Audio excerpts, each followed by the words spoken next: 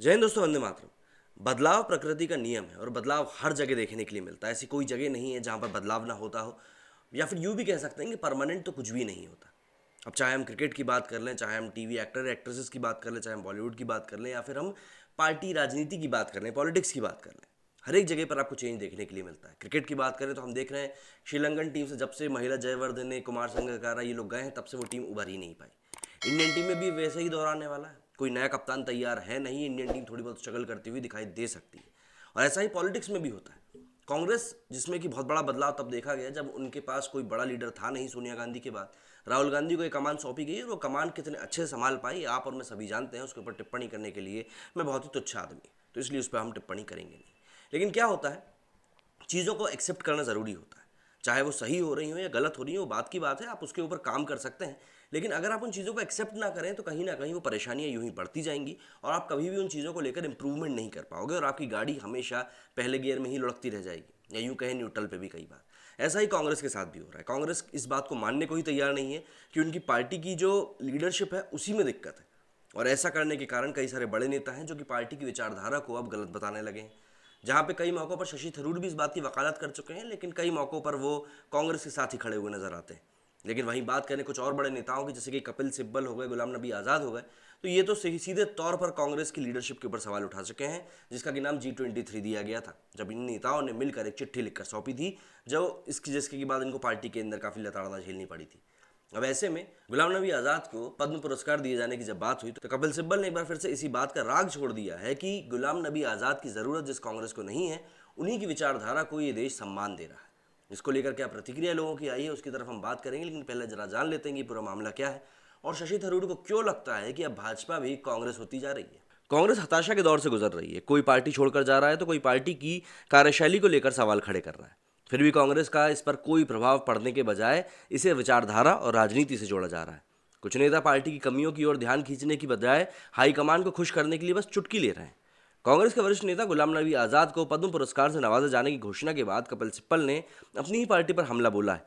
वहीं शशि थरूर ने कांग्रेस की नीतियों को विचारधारा बताते हुए भाजपा में शामिल हुए नेता रतनजीत प्रताप नारायण सिंह मतलब कि RPN सिंह को लेकर तंज कसा है।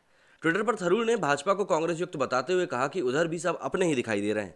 कांग्रेस के केरल से लोकसभा सांसद शशि थरूर ने ट्वीट में एक लघु कविता शेयर करते हुए RPN सिंह पर कटाक्ष किया है कि वे अपना घर मतलब कि कांग्रेस छोड़कर जा रहे हैं, शायद उनके कुछ अपने सपने हैं। पूरा ट्वीट उनका कुछ इस प्रकार था कि छोड़कर जा रहे हैं घर अपना, शायद उनके कुछ और सपने हैं, अब उधर भी अपना सा है, अब उधर भी तो सब अपने हैं। कांग्रेस युक्त भारत मतलब भाजपा में अब कांग्रेस घुस चुकी है। थरूर के ट्वीट का जवाब देते हुए कांग्रेस के राष्ट्रीय प्रवक्ता पवन खेड़ा ने कहा कि जो विचारधारा के नहीं हुए वो आखिर वो अपने कैसे हो सकते हैं। वे लिखते हैं कि जो विचारधारा के नहीं हुए वो अपने कैसे, सिर्फ अपने लिख देने से वो सपने कैसे।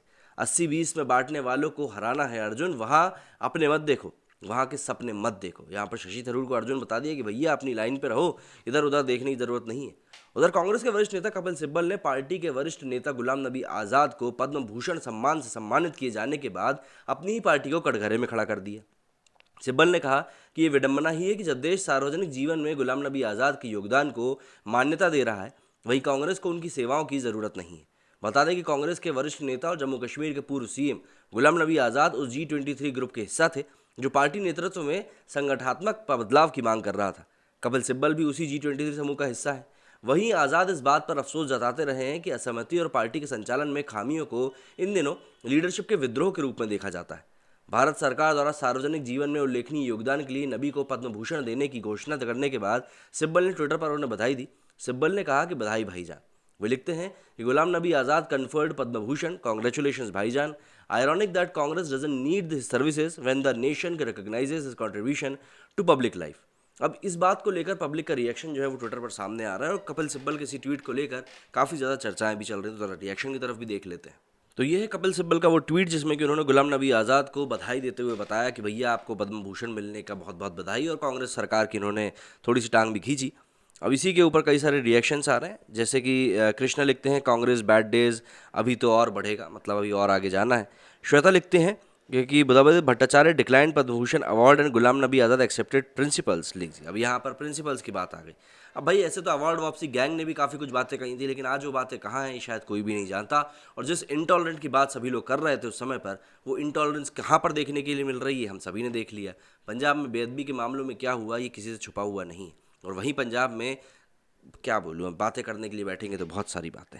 सुरेश लिखते हैं it's becoming tough to track who in Congress is pulling do whose leg. यार बात कोई सुनने को ही तैयार नहीं तो ऐसा ही लगेगा। इरशाद खान लिखते हैं कि he is receiving because of his contribution to public life and good friendship with Modi ji. By the way Congress is not ignoring him. Ghulam Nabi Azad star campaigner in UP. Old is gold, new are opportunistic. Jyotiraditya Scindia, Jitin Prasada, RPN Singh, मतलब इन लोगों ने क्योंकि पार्टी छोड़ दी इसलिए ये लोग opportunist हैं। भाई साहब ये लोग अपना भविष्य देख रहे थे। अगर आप देखेंगे कांग्रेस के पिछले 15 से 20 साल के इतिहास को, तो आपको कोई भी बड़ा नेता सामने आता हुआ दिखाई नहीं देगा, क्योंकि हर एक बड़े नेता को जो कि पार्टी का लीडर बनने का मादा रखता था, फिर चाहे वो प्रणब मुखर्जी ही क्यों ना हो, उनको बड़े स्मार्ट तरीके से इस तरीके से साइडलाइन किया गया कि राहुल गांधी का रास्ता हमेशा के लिए क्लियर रहे। लेकिन बात वही होती है ना कि जब किसी में प्रतिभा ना हो तो आप उसको मार मार के प्रतिभावान नहीं बना सकते, और वही चीज़ यहाँ भी देखने के लिए मिली। तुषार लिखते हैं Ghulam Nabi Azad is quite confused himself sir, not as much as his parents when they named him though. Ghulam Nabi Azad still thinking how or for what the mass murder of West Bengal was conferred for. इसके आगे शरद लिखते हैं ironic that's one's contribution to public life needs to be asked for, was always under the impression contributions to public life are given freely without fear और seeking favour, well not too late for me to learn. अच्छा जी, ये सीखने की यहाँ पर बात कर रहे हैं।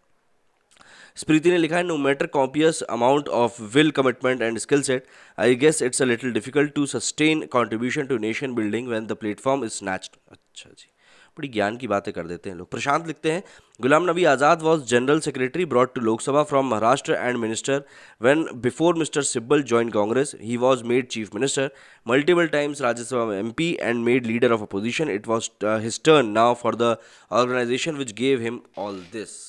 लेकिन वो ऑर्गेनाइजेशन सुने तब तो बात है ना।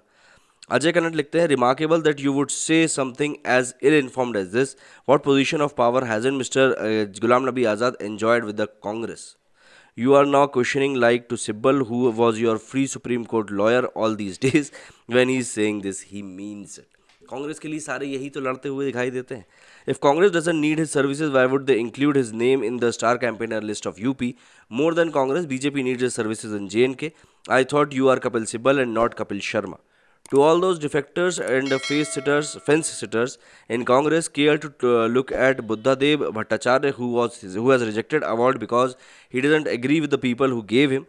Gratifying to know that that ideals, loyalty and selfless sacrifice means something to some folks even today. अच्छा जी, मतलब उनने क्योंकि इग्नोर कर दिया तो इसलिए वो महान हो गए हैं। अगर गुलाम नबी आज़ाद ने भी इग्नोर कर दिया होता, मना कर दिया, तो वो ही महान बन जाता है। खैर ठीक है, सभी का अपने अपने सिद्धांत होता है, अपनी अपनी बात होती है। और राजनीति में वैसे भी सभी कोई सबसे एग्री हो जाए ये भी सही बात नहीं होती, वरना वो राजनीति कैसी रह जाएगी। तो आप सभी का इस बारे में क्या कहना है कि कांग्रेस पार्टी किस तरीके से चलने वाली है? इस बारे में यदि आप कुछ कहना चाहते हो तो कमेंट जरूर करें। मेरे स्टूडियो फिलहाल इतना ही। जय हिंद, जय भारत।